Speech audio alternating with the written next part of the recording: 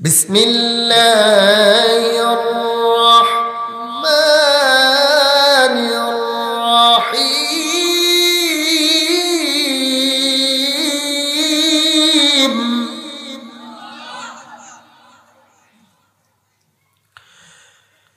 يا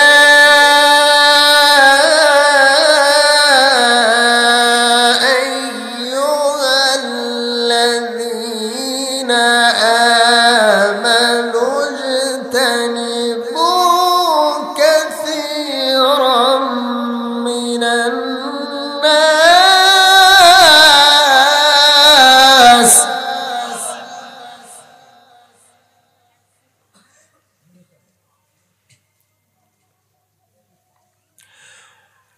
يا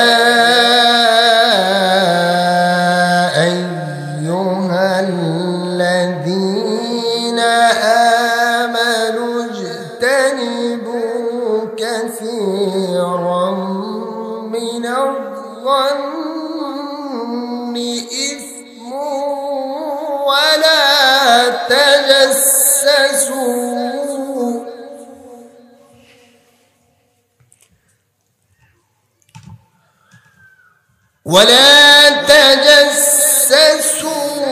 ولا يغتب بعضكم بعضا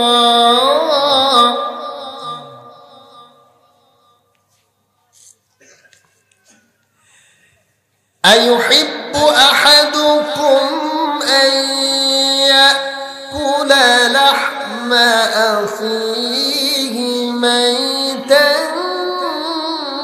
فكرهتموه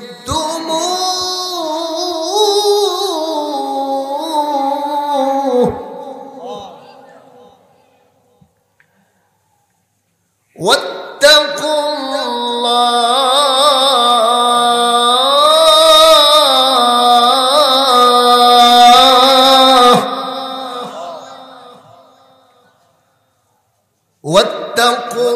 الله إن الله تواب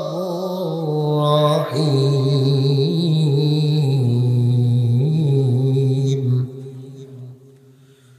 صدق الله مولانا العظيم وصدق رسوله النبي الأمي الكريم ونحن على ذلك لمن الشاهدين والشاكرين والذاكرين والحمد لله رب العالمين.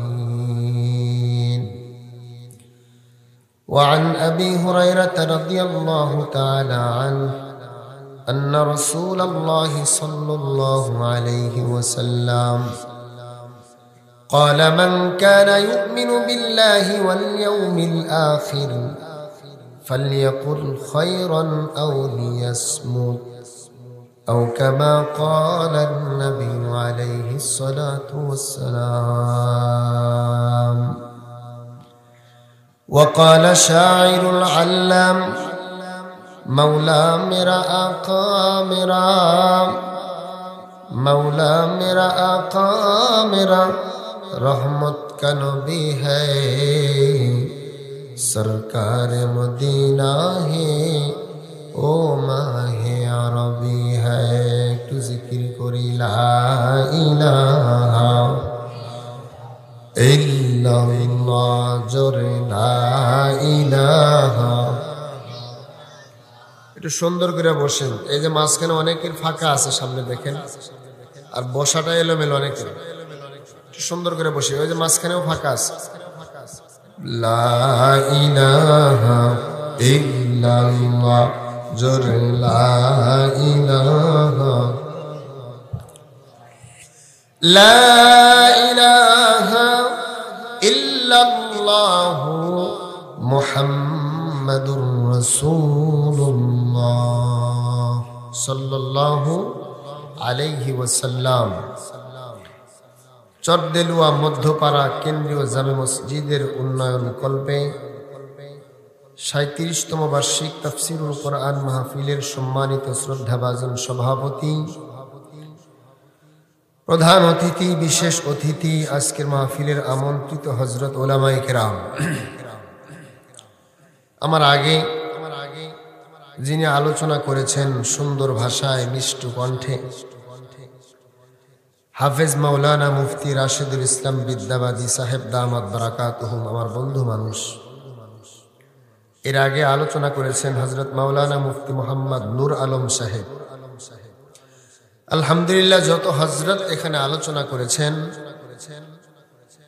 দিলের কান দিয়ে আলোচনা শুনলে হেদায়েতের জন্য যথেষ্ট।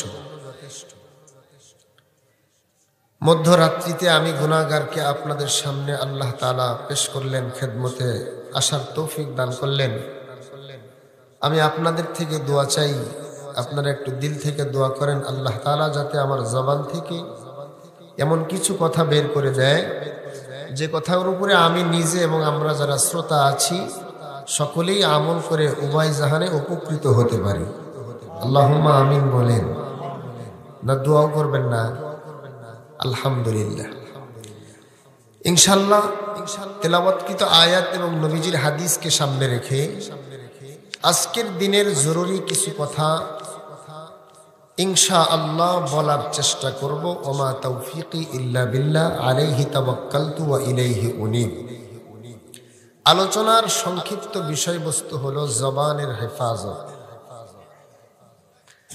এই বিষয়টা আসলে বর্তমান সময়ের জন্য খুবই গুরুত্বপূর্ণ একটা বিষয়। আমরা তো মনে করি যে আমরা নামাজ, রোজা, হজ, যাকাত এতটুকু করেই আমরা আমাদের আমলকে কমপ্লিট করতেছি, এতটুকু করেই আমরা অনেক বড় সওয়াবের অধিকারী মনে করতেছি। কিন্তু নবীজি সাল্লাল্লাহু আলাইহি ওয়াসাল্লাম বলেছেন, যেই উম্মত দুইটা জিনিসের হেফাজতের জিম্মাদারি নেবে, আমি নবীজি তাকে জান্নাতে নেওয়ার জিম্মাদার হয়ে যাব। মাইয়াজমান লি মা বাইনা লিহইহি ওয়া মা বাইনা রিজলাইহি আজমান লাহুল জান্নাহ। হাদিস শরীফে নবীজি বলেন, যে ব্যক্তি জিহ্বা এবং লজ্জাস্থানের হেফাজত করার সিকিউরিটি দিবে, আল্লাহ তাআলার ওই বান্দাকে নবীজি তাকে জান্নাতে পৌঁছায় দেওয়ার জিম্মাদার হয়ে যাবে। নবীজি যদি কারো জান্নাতে যাওয়ার জিম্মাদার হয়, তাহলে আপনারা বলুন তো দেখি, তাহলে কি আর জান্নাতে যাওয়ার কোনো টেনশন করা লাগবে?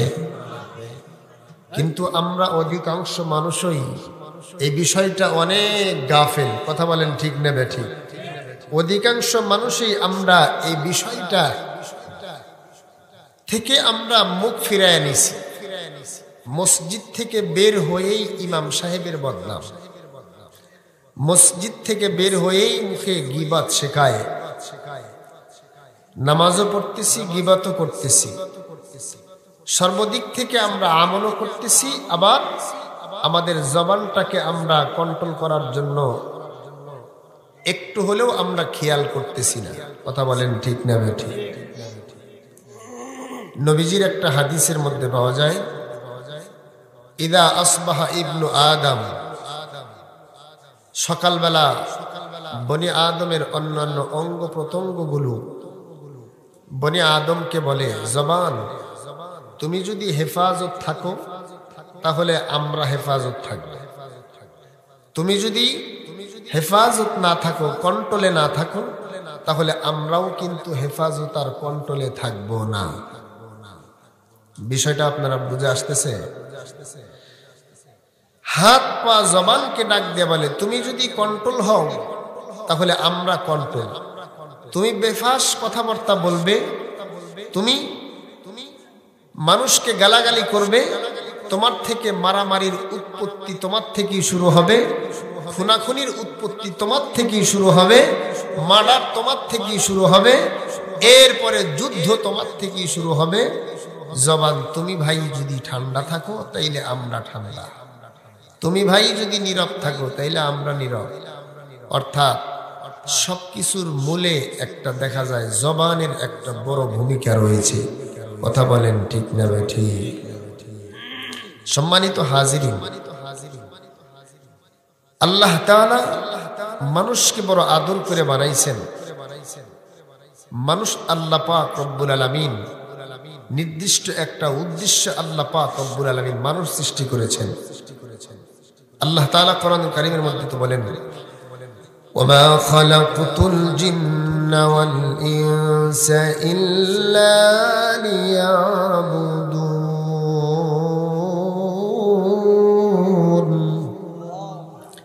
আল্লাহ তাআলা বলেন, মানুষ আর জিন জাতিকে আমি একমাত্র আমার ইবাদতের জন্য সৃষ্টি করেছি। সুবহানাল্লাহ। এই পৃথিবীতে যা কিছু দেখেন না কেন, সবকিছুই কিন্তু আল্লাহ তাআলা আমাদের গোলামির জন্য সৃষ্টি করেছেন। সবকিছুই আমাকে আল্লাহ সময় মতো দিয়ে দিচ্ছেন।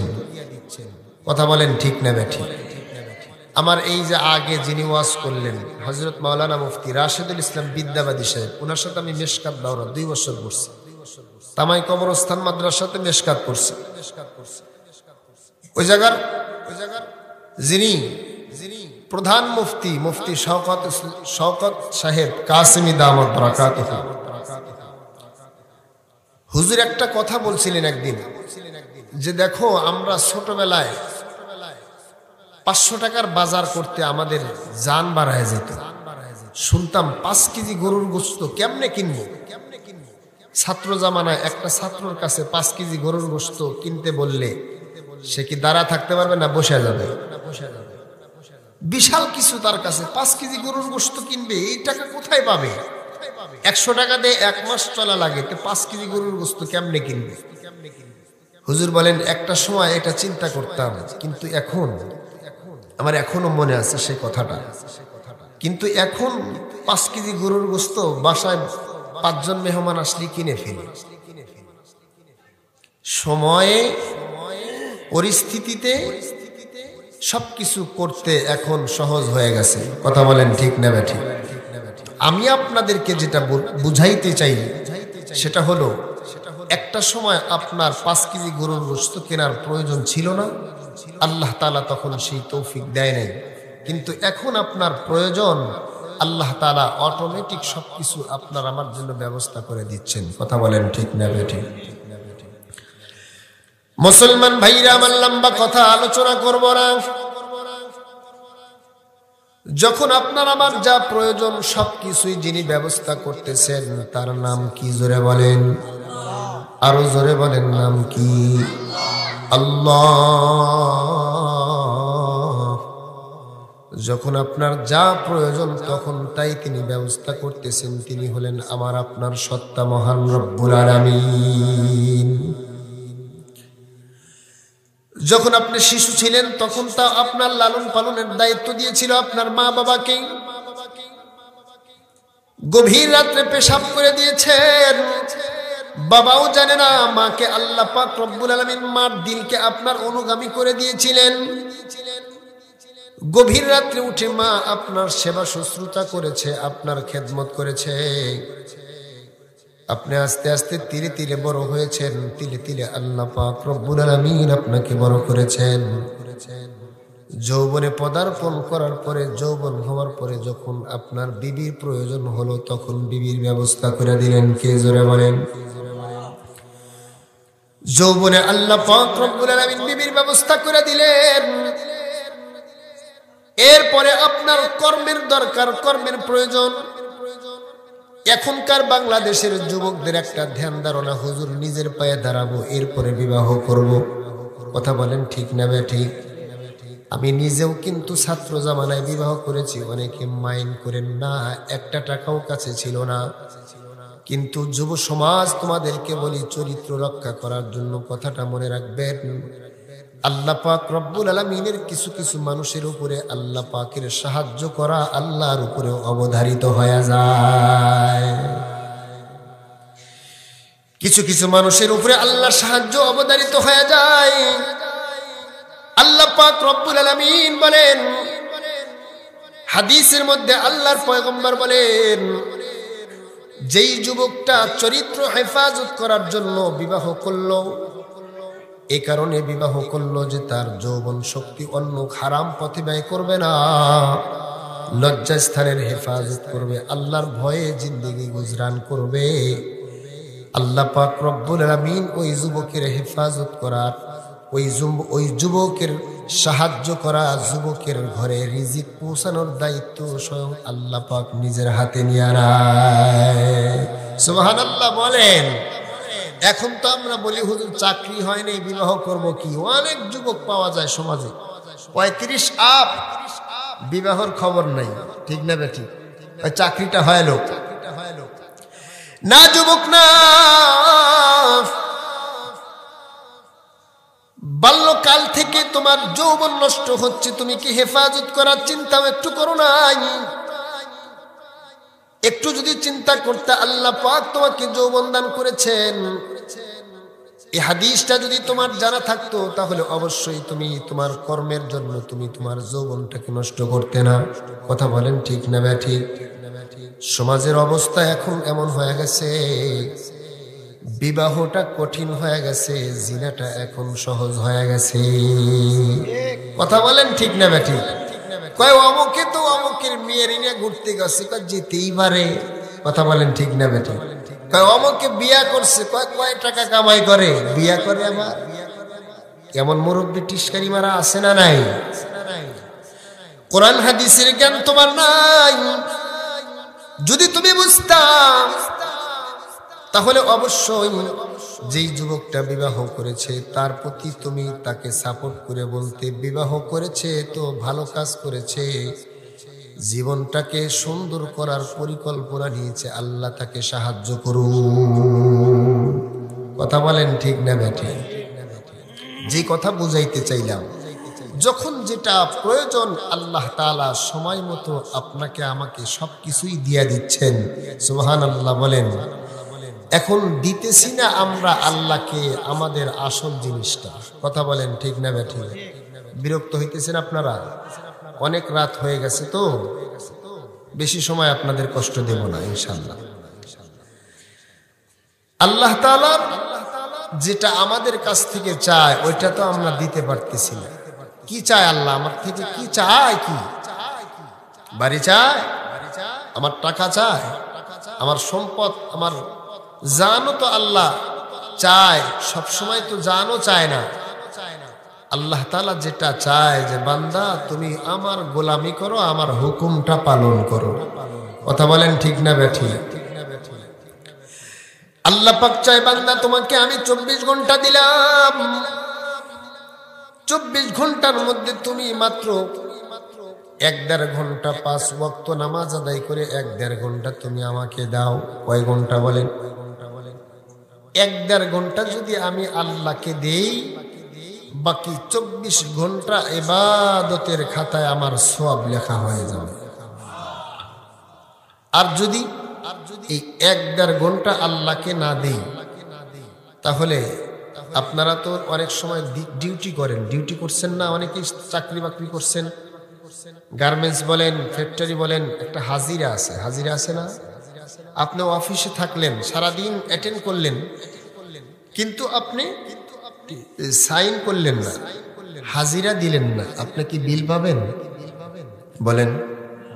আপনি আল্লাহর খাঁটি বান্দা, আপনি আল্লাহর প্রশংসা করতেছেন, সবকিছু করতেছেন, কিন্তু 5 ওয়াক্ত মসজিদে হাজিরাটা দিলেন না, সাইন করলেন না, বিল পাবেন? জোরে বলেন। বিল পাওয়া যাবে? পাওয়া যাবে। সম্মানিত হাজিরিন, এই যে আমাদের জীবনটা আল্লাহ তাআলা আল্লাহর হুকুম পালন করার জন্য আল্লাহ তাআলা আপনাকে আমাকে সৃষ্টি করছেন। এই হুকুম পালন করতে যেও আমরা কত ভুল করি, কত বাড়তি করি, কত কমতি করি।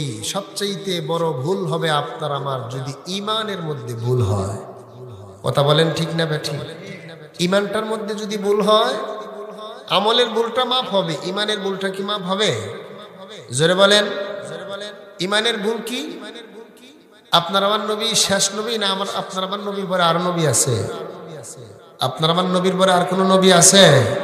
নবীর পরে কোন নবী আছে? আল্লাহর নবী বলেন আনা খাতামুন নবিয়্যিন লা নাবিয়্যা বাদি, আমি হলাম শেষ নবী, আমার পরে আর কোন নবী নাই। আল্লাহর নবীর পরে আর কোন নবী নাই, এই কথা মুসলমানদের ঈমান কিনা? জোরে বলেন। ঈমান কি ঈমান না? এটা ঈমান না? এখন তো আপনাদের আমার এই সিরাজগঞ্জের দক্ষিণাঞ্চলে ইমান বিক্রি হয়, একদিনের শিশু সেও নাকি পীর, জন্মগত পীরও আপনার এই এনাদপুরে আছে না নাই? হ্যাঁ, ইমানটা কি এখানে বিক্রি হবে না? এই জন্য ইমানটাকে খালেস করতে হবে। এক নাম্বার, আমি ওই অন্য পয়েন্টে যাব না, আমি আমার যে পয়েন্ট সেটাই আমি আসব। ইমানের পরে যেটা আমল, ইমানের পরের স্তর কি? সেটা বলেন আমল। আমলের মধ্যে অন্যতম একটা ভূমিকা রাখে হলো জবান। জোরে বলেন কি রাখে? জবান রাখে। ইমানের একটা তাসদীক বিল লিসান, ইমানের একটা অন্যতম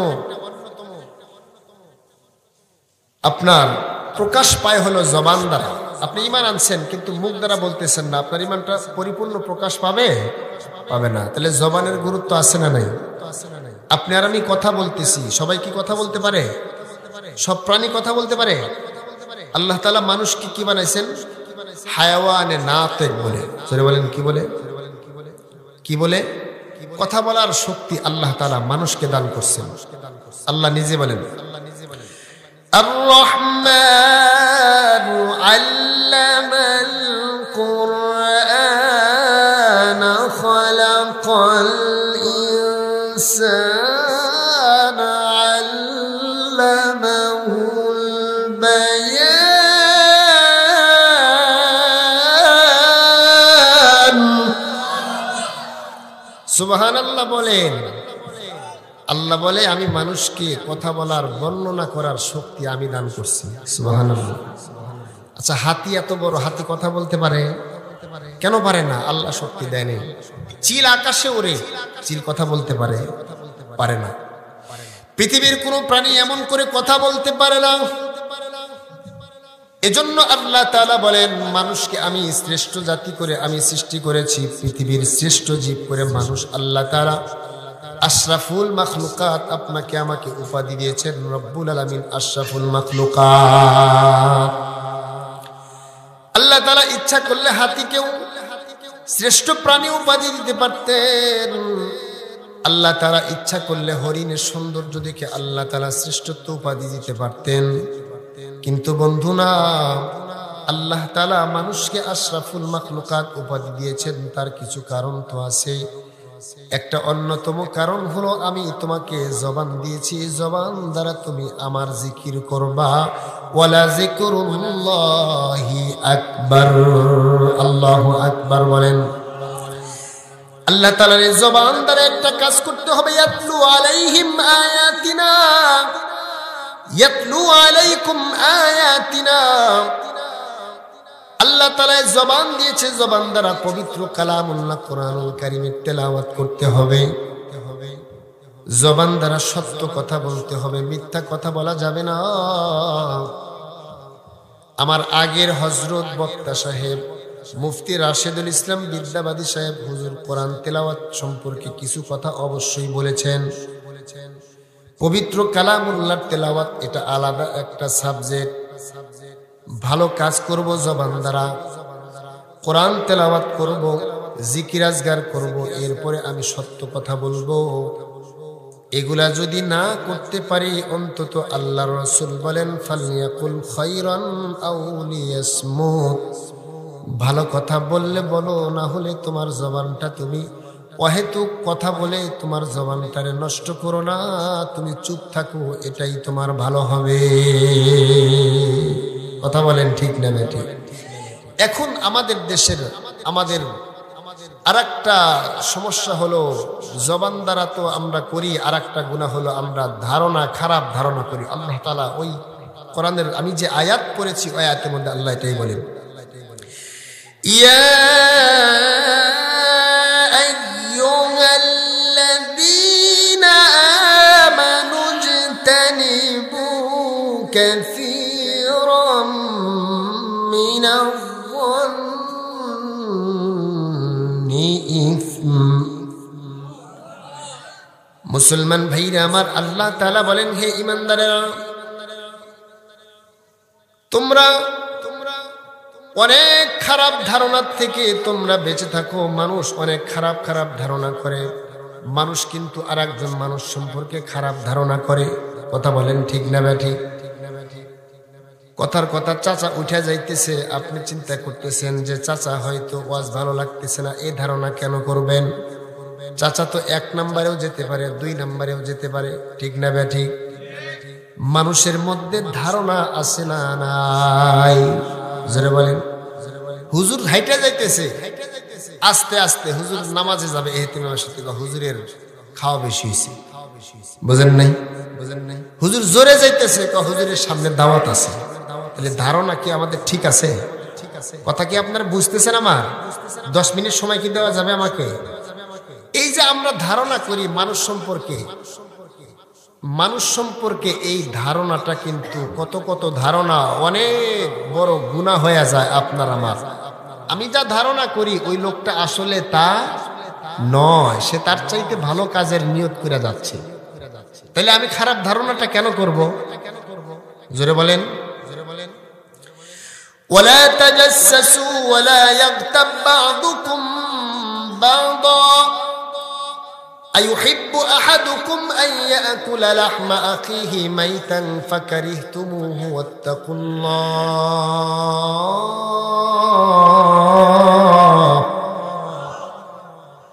মানুষের গোপনে আমরা নিন্দা করি, পরনিন্দা করি, গীবত শিকায়েত করি। আল্লাহ তাআলা বলেন, তোমরা কি এটা পছন্দ করবে যে তুমি আরেকজন মৃত ভাইয়ের গোশত ভক্ষণ করবে? এটা কি কেউ পছন্দ করে? জোরে বলেন। আরেকজন মৃত ভাইয়ের গোশত খাওয়া, মরা মানুষের গোশত খাওয়া, এটা কোনো পাগলেও তো পছন্দ করে না। আল্লাহ তাআলা উদাহরণ দেয়া বলেন, আরেকজন মুমিনের গীবত শিকায়েত করা এটা কেমন যেন আরেকজন মুসলমান মরা ভাইয়ের গোশত খাওয়ার মতো। নাউজুবিল্লাহ। হিংসা আমাদের ভিতরে কাজ করে, এটা একটা অন্তরের রোগ। এই হিংসার কারণে আমরা গীবত শিকায়েত বেশি করি। কথা বলেন ঠিক না বেটা? মুসলমান ভাইরা আমার, কিতাবের মধ্যে একটা ঘটনা পড়ছিলাম। এক আল্লাহর বান্দা খিজির আলাইহিস সালাম, নাম শুনছেন আপনারা?